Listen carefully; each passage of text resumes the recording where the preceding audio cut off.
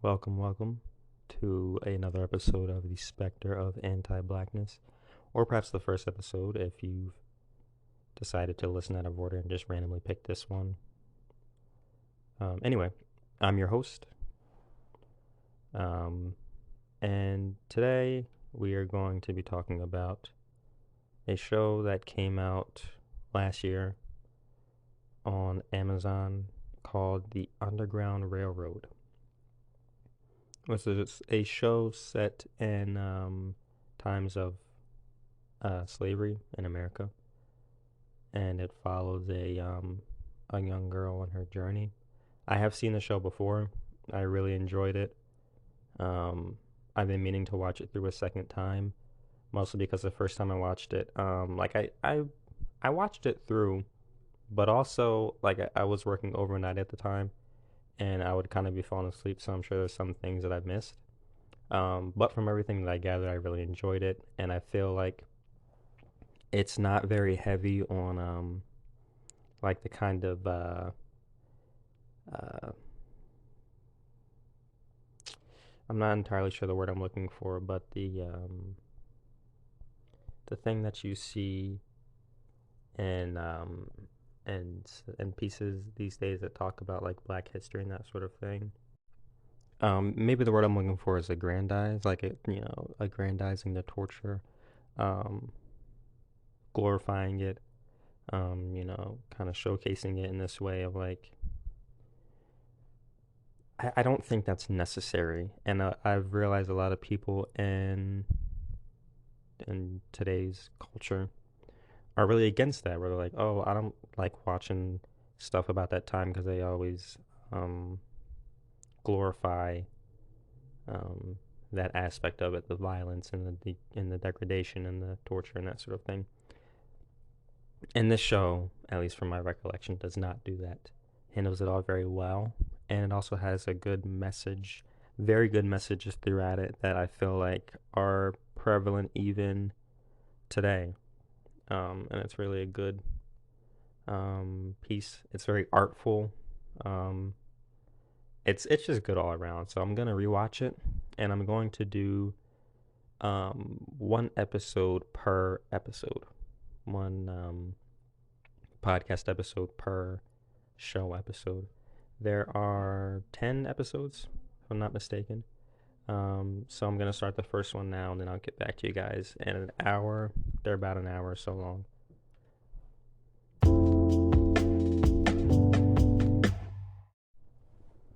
All right. So I've just finished the first episode of the Underground Railroad entitled Georgia.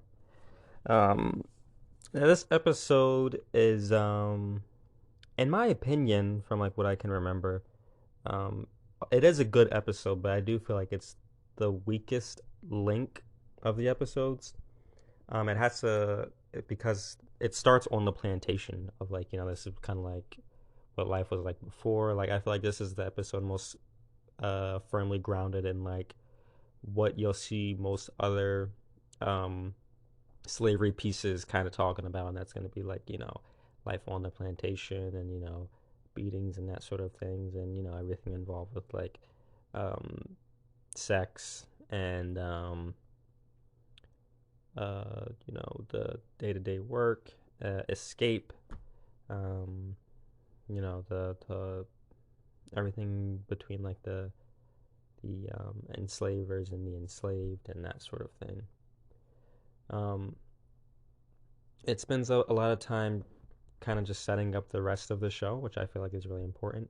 I really enjoyed when it first starts. There's this scene of the main character Cora of her birth. And again, this show's like very raw. Like it's good. It shows a lot, and it's really good. But it skips to these different parts, which is my second time watching it. So I realize now that it's showing different parts of the show to come. Um, and watching it, it reminded me of like, well, it's gave me this idea of kind of like existence before birth, and like just the knowledge that you have of like, life to come and decisions to be made and that sort of thing. That's what I felt like it was kind of trying to touch on in that first scene there. A lot of different characters are introduced. This one, I feel like, well, another thing that I like before I get to that, the sound design is really good. They do this thing a lot where you'll have these ambient sounds of like nature and that sort of thing, whether it'll be like a cricket or cicada, or even like there's this part where these ladies are washing the floorboards, and the sound just like slowly it just like crescendos to this point where it's like almost unbearable, and then like it instantly cuts off like as it gets to the next scene. I like that. The music is very expressive, I'd call it, and it's good. I enjoyed it. They also do this thing throughout the show, but they do the first one in here, where they just have these long takes, like these very long shots, where it just kind of like just sits on the face of a character or multiple characters. And in this one, it's done with the main character of the story, Cora, where it's kind of just this shot of her by the lake. And I just really enjoy these shots. Like it just shows how these, they're people. Anyway, but this first episode is the most graphic of the bunch, as a gentleman tries to escape his captors, and he's captured again, and he's beaten. He's whipped as the enslavers, as the captors kind of sit around and eat, and then the other enslaved are called around to watch him burn alive, which that's a pretty graphic scene. Thankfully, there's not like too much like screaming and that sort of thing. And I'll talk about how the show usually handles those kind of scenes once we watch more episodes. But yeah, I'm pretty sure that's kind of the roughest it gets. And yeah, I think that's all that I can really talk about on this first episode. Trying to think of other things. The acting is really good, all around. Um, but I don't really have much else to say about the first episode. And as this, we were just hitting the 5 minute mark now. I feel like what I'm actually gonna do moving forward is two episodes two episodes an episode. So I'll then watch episode 2 and then finish off this first episode with my thoughts on episode 2. So we'll do it that way, so they can at least be around 10 minutes instead of 5. Because I don't know, I just feel like that's a little too short. I'm fine with 10 minutes, but yeah, 5 is a little. And as it goes on, I'm sure I have more to say about the other episodes, because more goes on in them. But yeah, this one was it was good. It was fine. It's not my favorite, but it is still important and integral, and I understand the choices that they had to make and that sort of thing. So yeah, I'll see you guys after I finish watching the second one.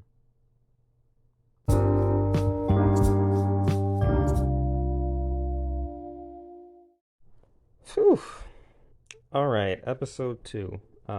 Chapter 2 is entitled South Carolina. And I just finished watching it, and man, this is when the show just starts to like completely. This is when like things get real good. Like it just shoots off. Like the first one, it started like very. It's like it's a pilot episode. Sometimes pilot episodes are like, this is a tangent. I don't think this show fits into this category, but I know some shows, like Atlanta, for example, another show that I like. I believe I remember. I read somewhere that Donald Glover said that the first episode was like a Trojan horse to get the show accepted by FX, so then they could really start doing what they wanted to do. And I only say that about this show. I don't think that this show did that, but I'm noticing a drastic difference between the first and the second episodes. But I think that's because of just the setting that the first episode had to have. Where it was like still in the plantation, and it's kind of like this history about it. The second episode, though, is like this surreal horror of like this.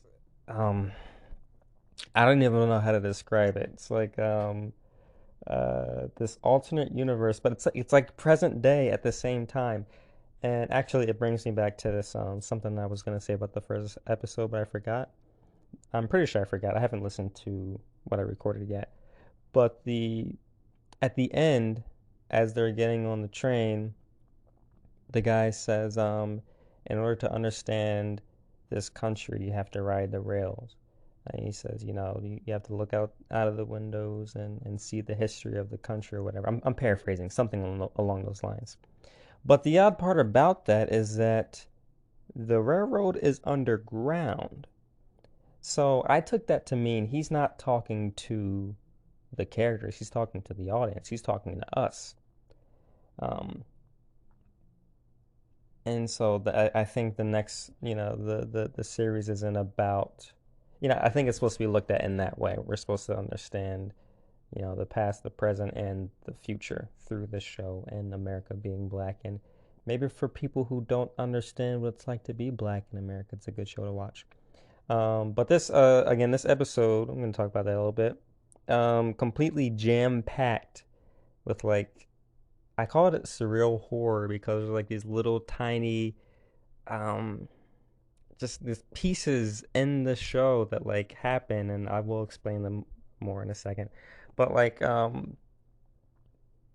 it's like this understanding that you have, and like there's just like this feeling I got when I was watching it in my chest. So, like it's hard to describe. It's not really like anxiousness or fear or anything like that, but like I don't know.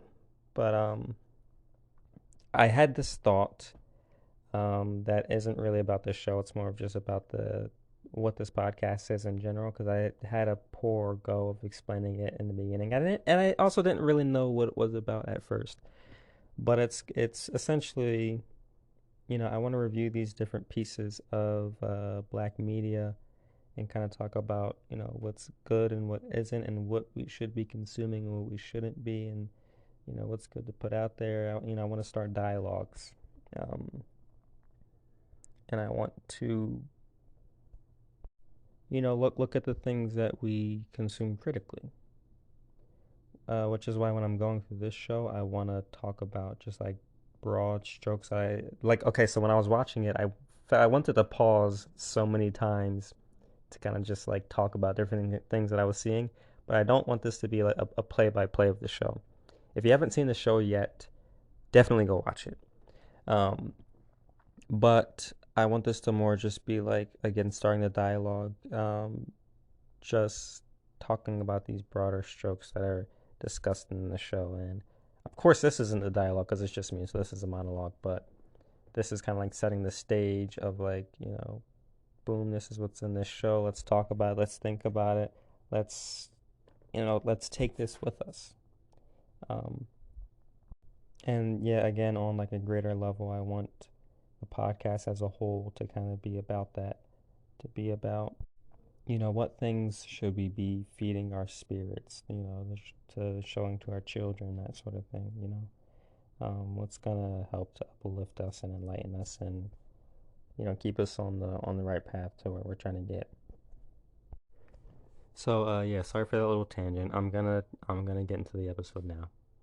I think the main themes of this episode are well, there's a couple things that are touched on. So the first scene has Cora. So Cora and the one she escaped with, uh, Caesar. They both have jobs. I want to focus on Cora. Caesar's stuff is important as well. Maybe I'll talk about that a little bit. But Cora is the main character here. She's who we're going to be following.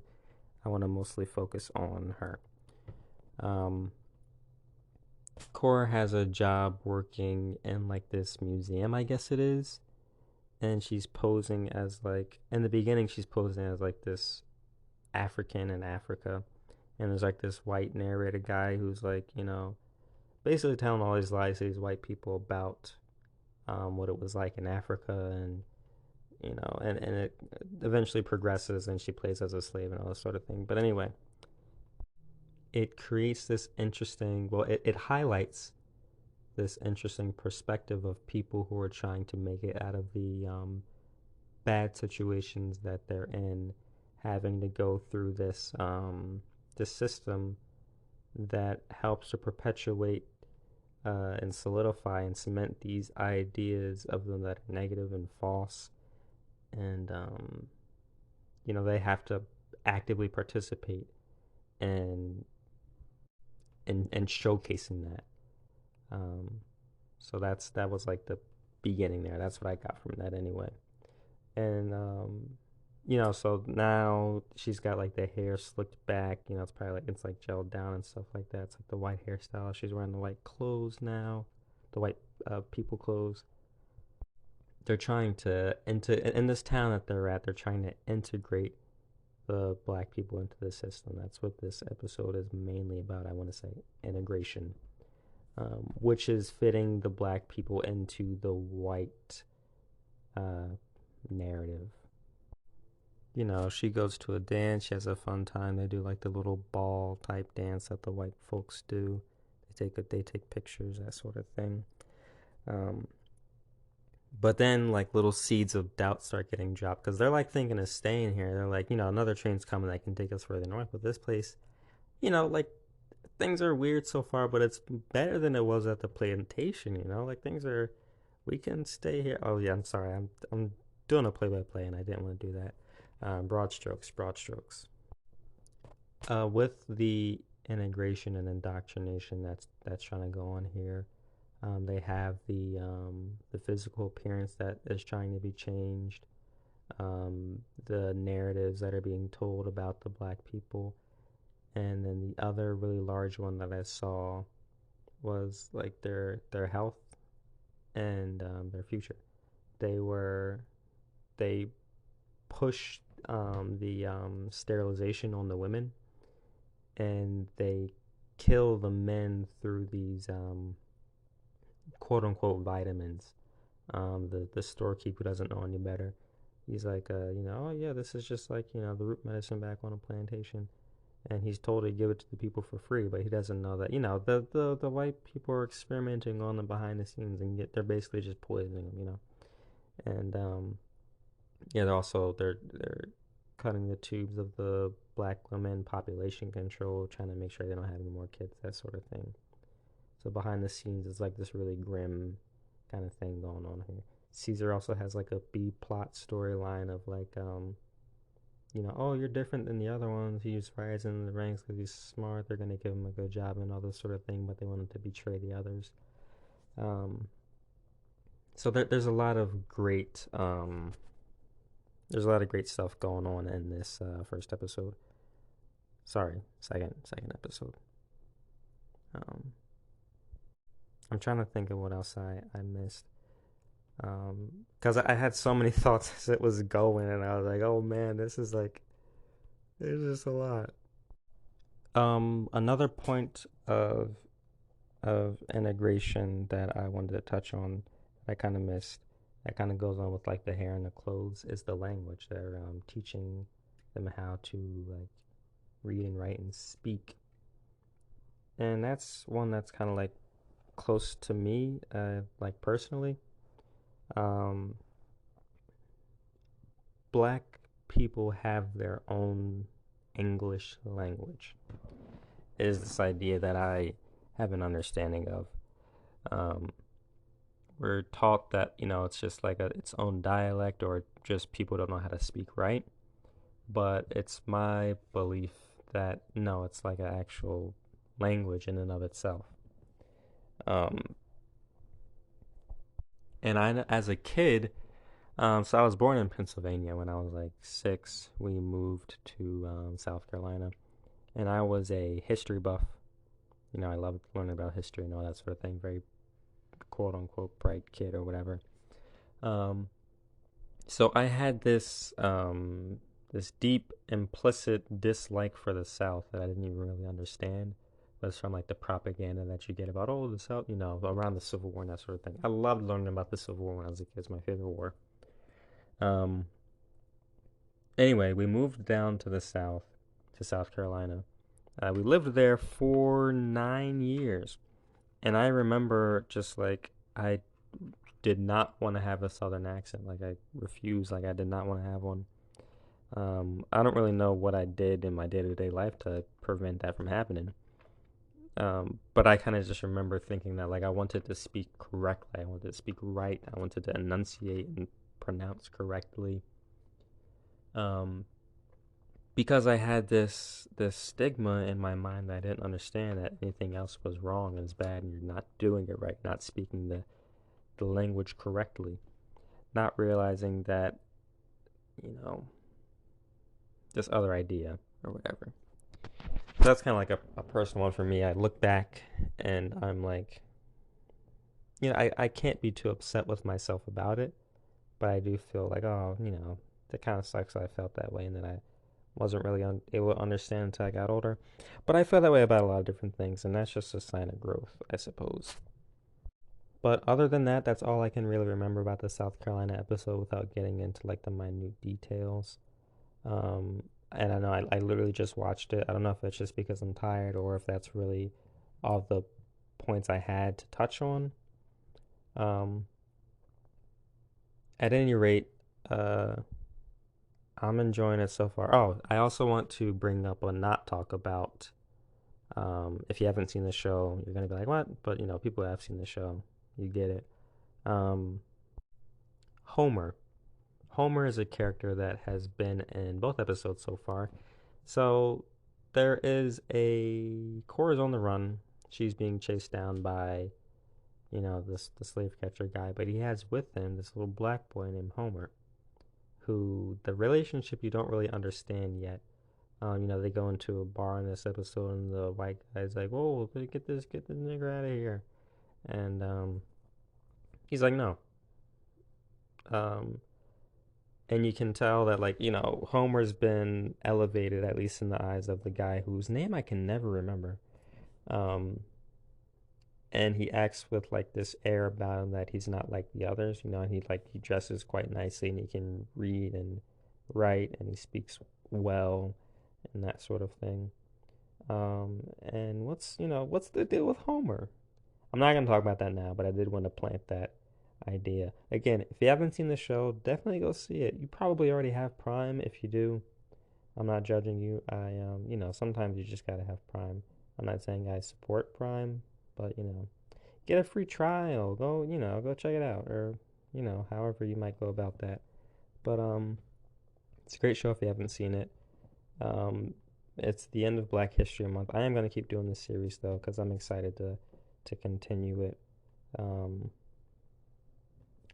so yeah, I'll see you guys in the next one. I'll probably get these out kind of quick, like back to back. Every other day, I'm gonna watch the episode every night, I think, and then kind of go about it that way. We'll see, time constraints and that sort of thing. But anyway, yeah, thanks for listening, and I'll see you guys in the next one. Or, I mean, I won't, but yeah. Okay, so here's my thing that I usually say at the end. This time I'm gonna say that I hope you let's see.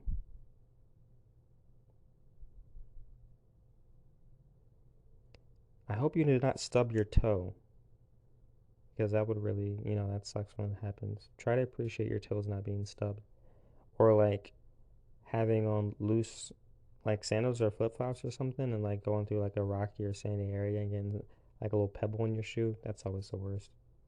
I hope that doesn't happen to you.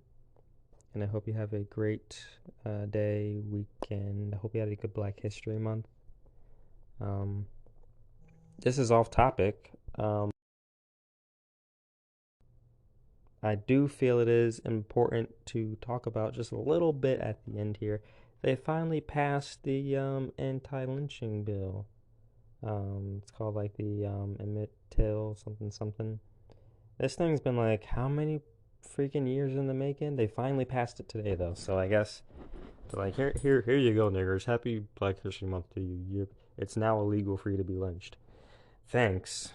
By the way, if you haven't seen it yet, The United States versus Billie Holiday is a great movie to check out.